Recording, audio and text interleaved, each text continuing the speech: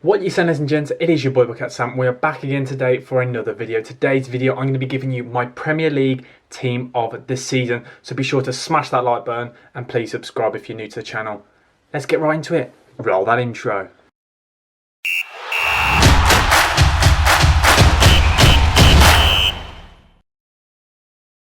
So obviously with a Premier League team, it has got to start off with the goalkeeper, and there have been many goalkeepers this season that have excelled themselves. Nick Pope has been consistent, Sam Johnston, Areola, Meslier. There are many other keepers I can mention, but there's been one standout keeper for me this season, and it is the goalkeeper.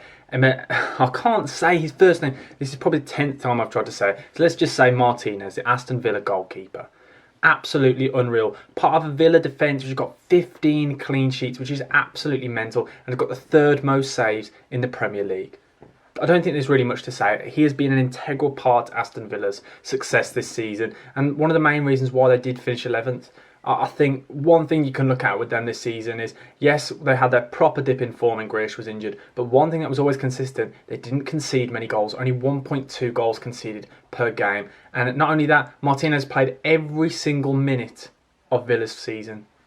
Absolutely unreal. It's got to be Martinez, no discussion. So, there you go, goalkeeper, Martinez. Now, on to the right back. There have been many right backs this season that have played absolutely unreal. Dallas, Cancelo, but those two both, yes, they played really well, but Cancelo's played left back, and he's not really a right back, let's be honest, with the way he plays. And Dallas, who even knows where he plays? I don't think Bielsa knows where he plays.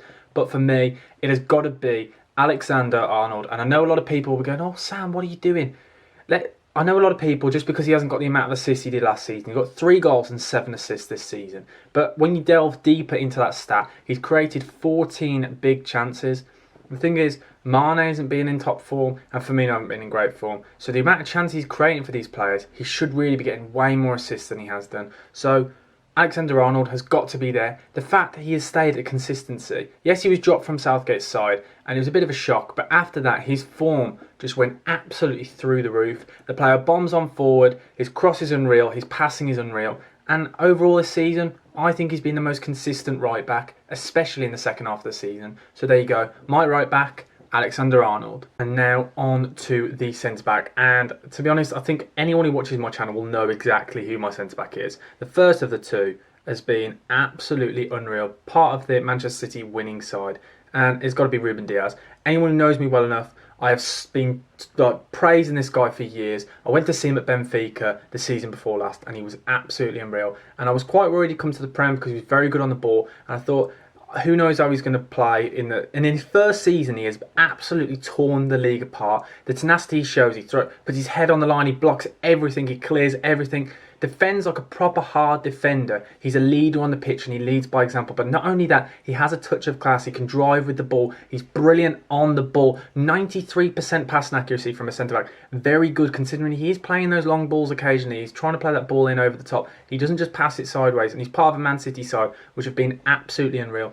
I would say it is down to him that Man City have been so good this season, because in previous seasons we've seen Man City always seem to be vulnerable on the counter, or they've had defensive issues. Not only has he helped completely change that, he's also changed John Stones. I think John Stones' form is all down to Ruben Dias. So Ruben Dias has got to be in there in my team this season, and he is definitely the first centre-back on my team sheet. Now on to the second centre-back of this team. This player is a bit more of a left field opinion, but I think it's absolutely criminal that Gareth Southgate has left this player out of the England squad, and it annoys me, and I'm not going to rant about it now because that's another video.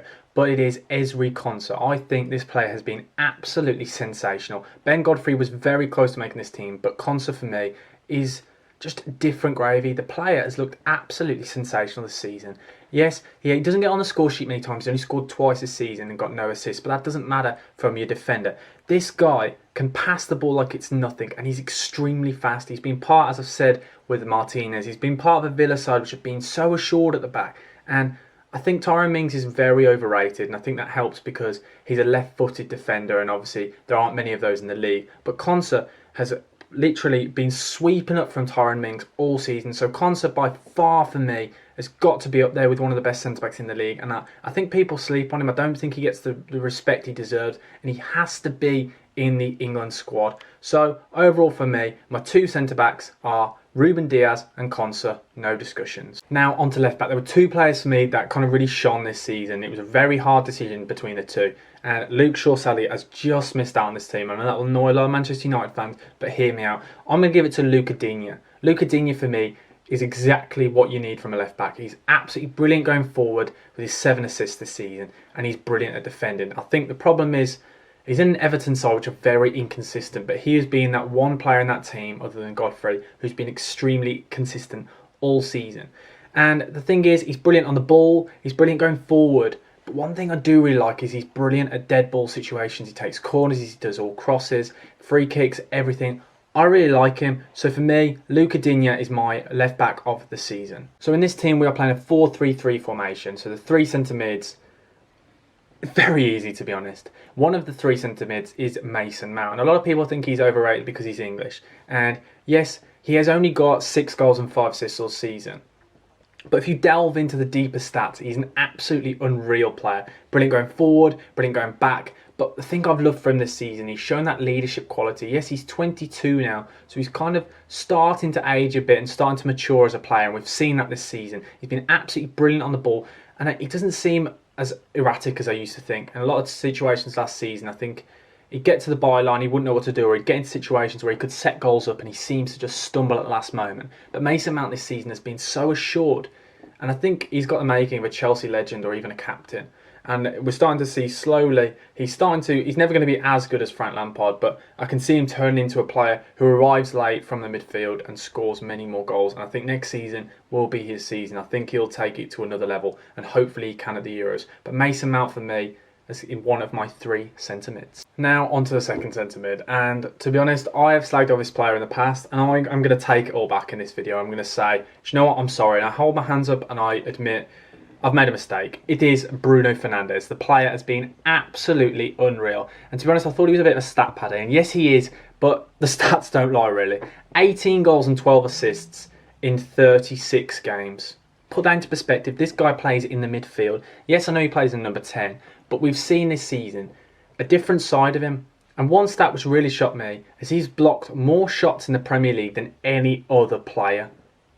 That's crazy. It's just shown not only does he have that attacking play, he can also defend, and we've seen that all season. The tenacity he's shown, really. He's a bit of a hothead, and I kind of like it. You've seen him rallying up the players and getting quite annoyed on the pitch. Yes, sometimes he does have a bit of a strop, but overall, I think he has good intentions, and I think he means well because he's played so much this season, and at the moment, he is Mr. Manchester United, and he is one of the main reasons why they finished second. A lot of people, when you look at the squad, they haven't got the best squad, really, I don't think, in the league. But Fernandes is picking up that squad. Him on his own this season has been absolutely unreal. So Bruno Fernandes, yes, to your surprise after what I've said this season, has got to make my team. He's been absolutely unreal this season, and the fantasy Premier League king, and that's why I've captained him all season. Consistency, goal contributions, everything. You can't deny it. He's a brilliant player. I hold my hands up. I'm sorry, guys. Now, from one absolutely unreal centre mid to the next, this guy is probably the best player I think I've seen live.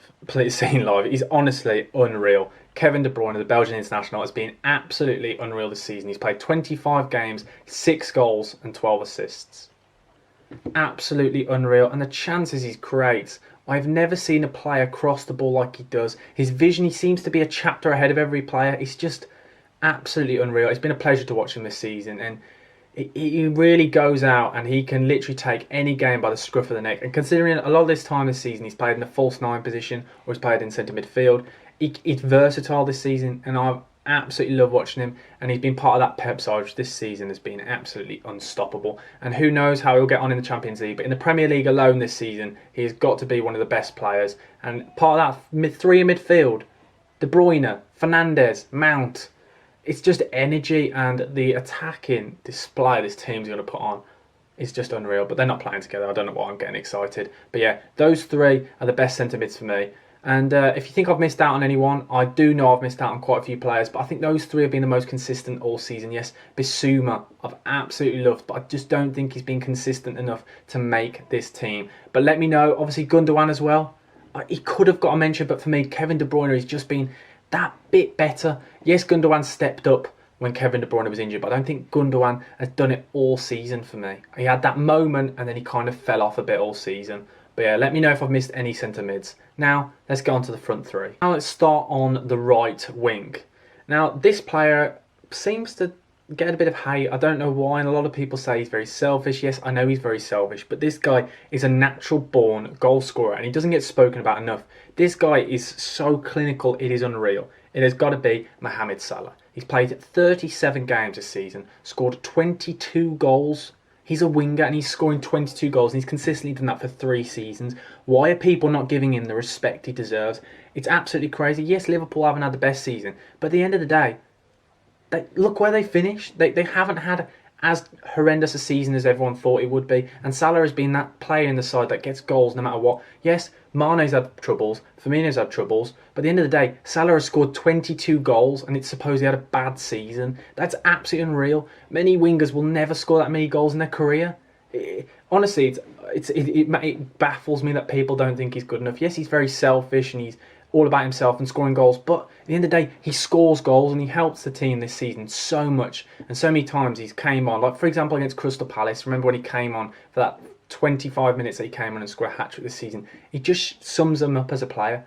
Absolutely unreal. I think this season he's been so consistent, one of the only players other than Alexander-Arnold in that team that I think has been consistent all season. Okay, Salah has got to be the best right winger. Yes, Rafinha has been very good, Mahrez has been very good, but they're not on Salah's level. So for me, Salah has got to be the best right winger this season. Now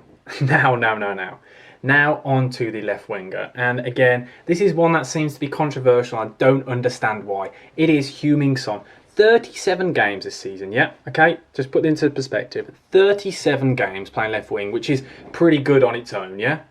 He has scored 17 goals and got 10 assists, 27 goal contributions in 37 games. Yes, Tottenham as a whole haven't performed well, but we're talking about my Premier League team this season here. Individuals, this guy has been absolutely unreal. And the link he had with my striker, who you'll know in a second, has been absolutely unreal all season. By far the best left winger. Yes, he's got no left foot and he just cuts onto his right, but he's a clinical finisher and he's been part of a Tottenham side which have had a poor season. But again, he has shone through that team. Jeez, I nearly just smacked my white mic. That's how angry I'm getting about this. But Son, by far, has been the best left winger this season. Yes, there are many others I could have mentioned, but Son, he's just got pace. He can play on the counter. He can play as a team that has the ball. And he has shone all season. So Son has got to be in there as my left winger. On to the striker, and to be honest, there's no discussion here. It is the Golden Boot winner, Hazard Kane. 23 goals and 14 assists in 35 games. More than 1 goal contribution a game. Absolutely unreal. This bloke could play as a number 10 in any side, and to be honest, I think he has to leave Tottenham. He really does have to go, whether he goes to Man United, whether he goes to Chelsea, whether he goes to Man City, whether he goes abroad. Who knows, but this guy needs to be in a team that can win trophies, that can really excel. And it is a shame because I do think he's been unreal for Tottenham and a great servant. But you can't win 3 golden boots and not win any other trophies. He has to go elsewhere. But this season he has been absolutely unreal. Proper captain's performance. And let's remember, he was injured, but he's only missed 3 league games all season. That's class on its own. Because a lot of people think, oh, Kane, yeah, he's always out injured. 3 games he's missed this season. That's it. So he's got to be by far the best striker this season. Yes, there have been many other strikers that have been good, but this guy is the most clinical in the league. And the fact he's got so many assists just adds to it. 14 assists and he's playing as a striker. Absolutely crazy. And to be honest, I think hopefully he can really excel in the Euros. Overall, guys, thank you for watching. That is my Premier League team this season. Overall, I think there's potentially a few contentious ones, but let me know in the comment section below if you disagree or agree, and if you know of anyone you think I may have missed out. But yeah, guys, thank you for watching. Please like, comment, subscribe, and yeah, there'll be more content coming out soon. So thank you for watching, guys. Bucket Sam over and out. Goodbye.